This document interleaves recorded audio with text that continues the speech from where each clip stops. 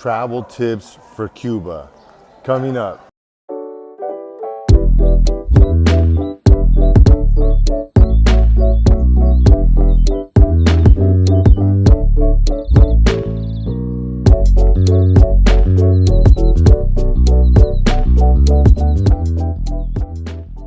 Hi everyone, this is Dr. Ernesto from Attaboy Cowboy, and this channel we give you health and wealth tips to help you be more successful.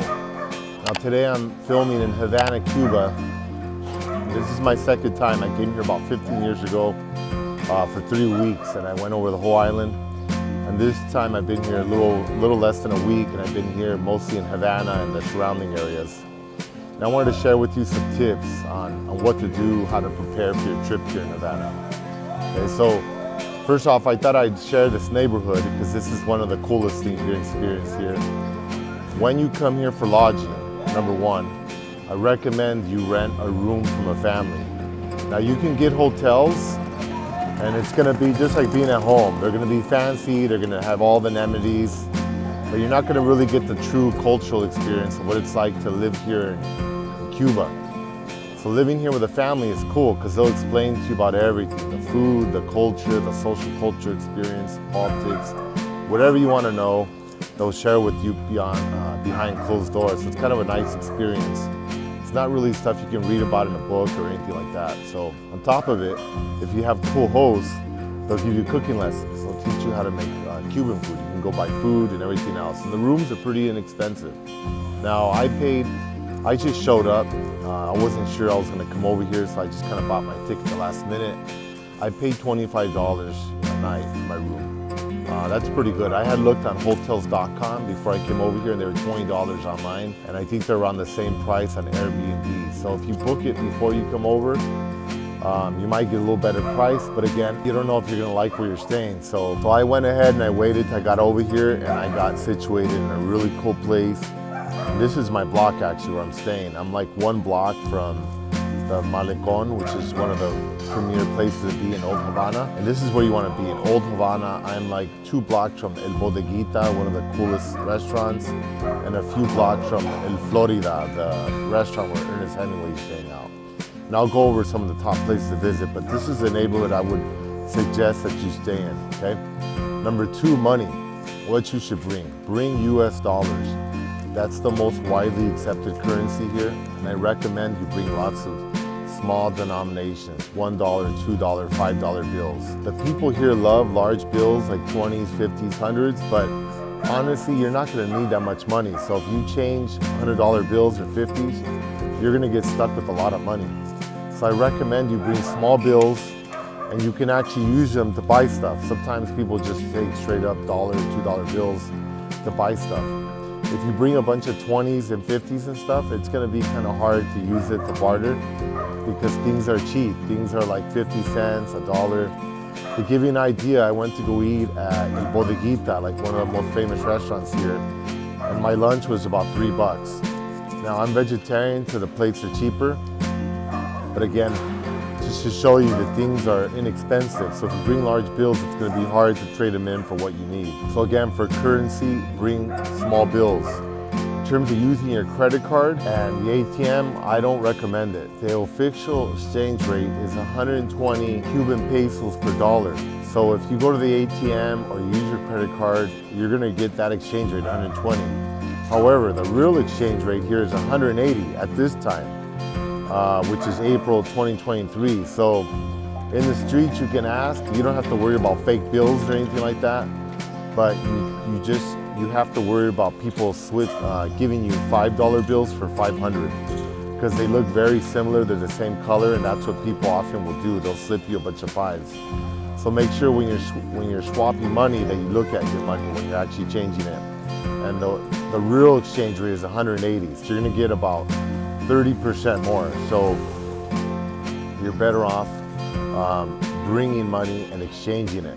If you use your credit card or your ATM, you're going to get ripped off. You lose about 30%, and it's not very accepted anyway. So the only places you're going to use credit cards are at luxury locations. So if you want to go to mom and pop places, you're going to need cash anyway. So bring US dollars.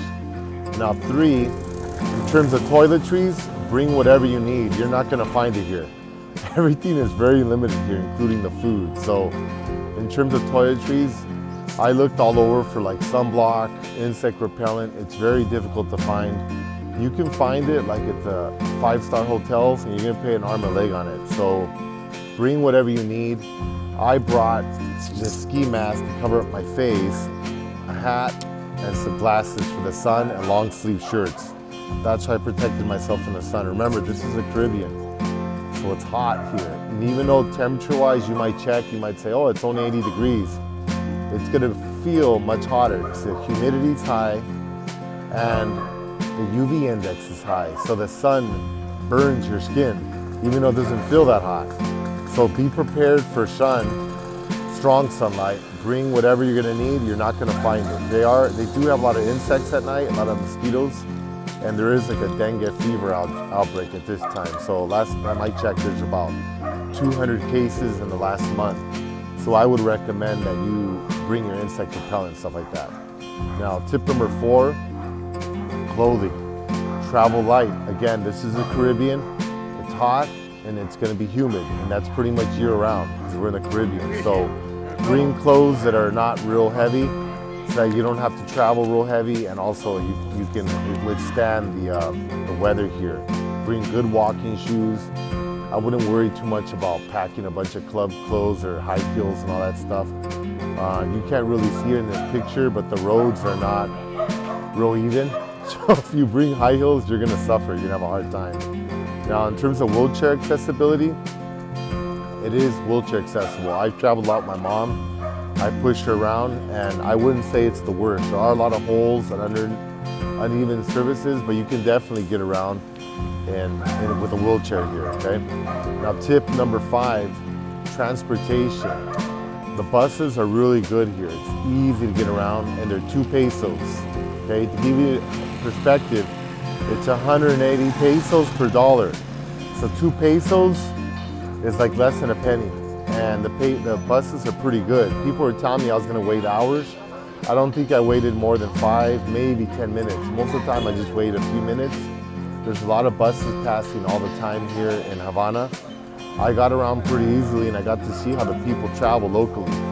And I went to places like Ernest Hemingway's house, to Playa Celeste. I went to the souvenir factory. I went to places that are pretty far away. The only part I couldn't go on a bus was Fusterlandia.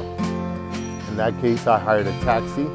They charge you 20 bucks round trip, and again, they want dollars. And I hired a classic car. So whenever you're taking a taxi, I would recommend that you take one of the classic cars, so you kind of support that, so that they'll keep, refurbishing them, and we can keep enjoying those old classic cars when we're here in Havana, Cuba, okay? Tip number 6, in terms of safety, super safe. This is probably, I don't know, it might be the safest place I've ever visited. It was really safe 15 years ago, and it's just as safe now, if not safer. So no one's really bothering you. Every once in a while, people start asking questions about like, where are you from, etc. They want to ask you questions about whatever. But generally, people are really friendly.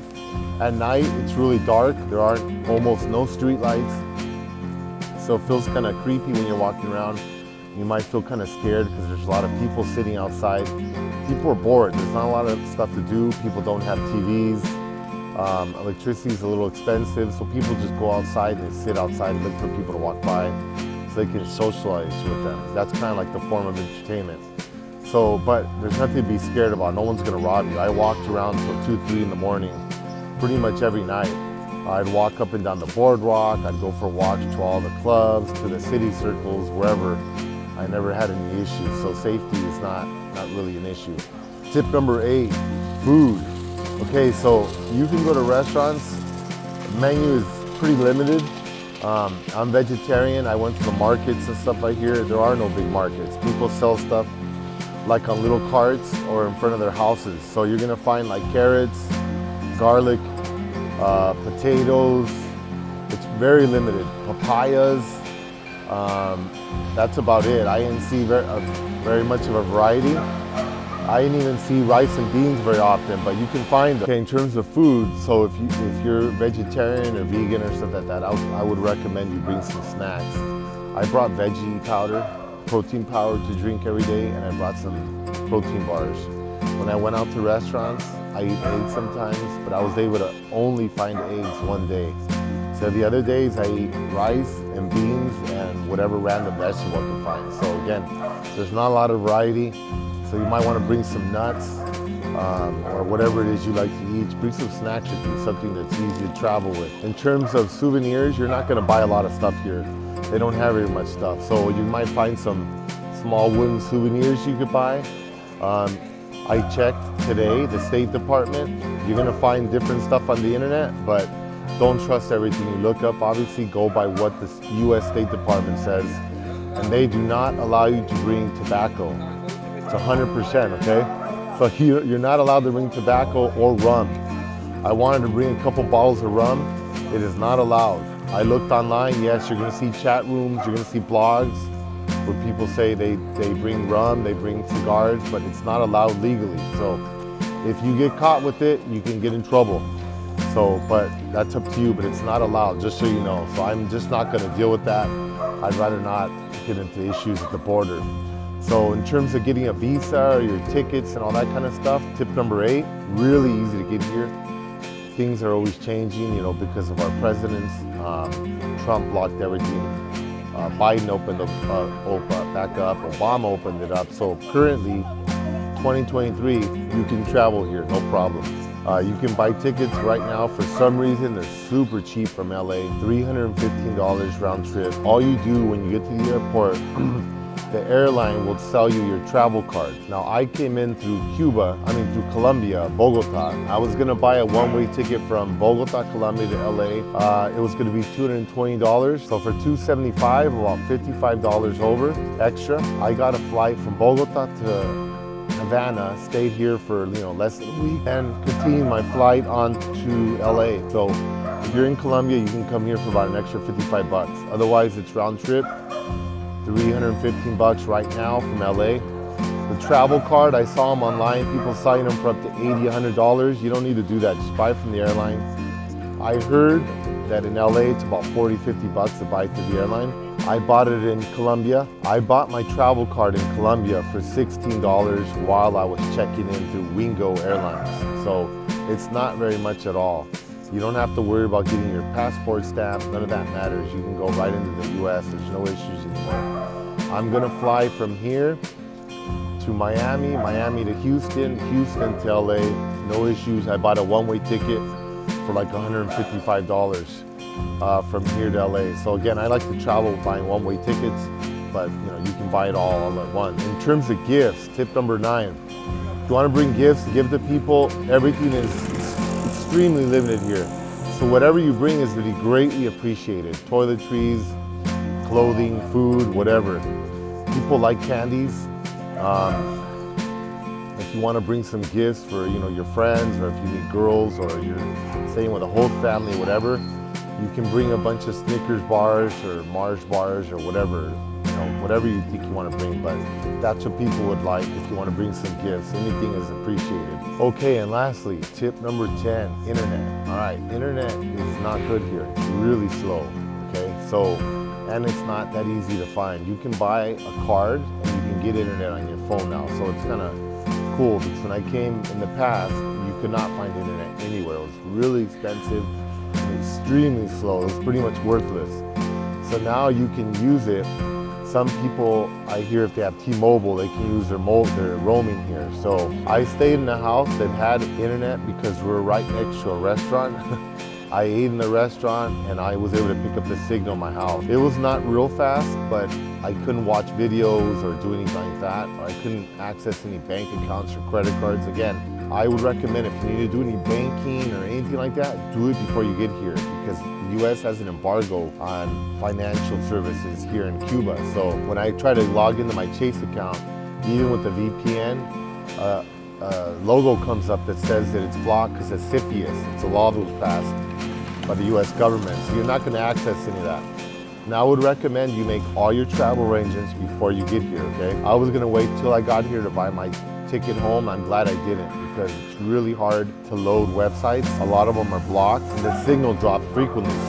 So you may not be able to book your ticket once you're here or make changes to it. And I would recommend you make any travel arrangements before you get here, because the signal is not real strong. You're probably not going to get online to make whatever changes you might need. So book your hotels, book all your stuff before you get here, unless you're willing to pay a little extra for your hotel. But definitely book your plane ticket, because you might have a problem getting out of here if you're depending on buying it online. So again, internet is not real slow. So I hope that helps.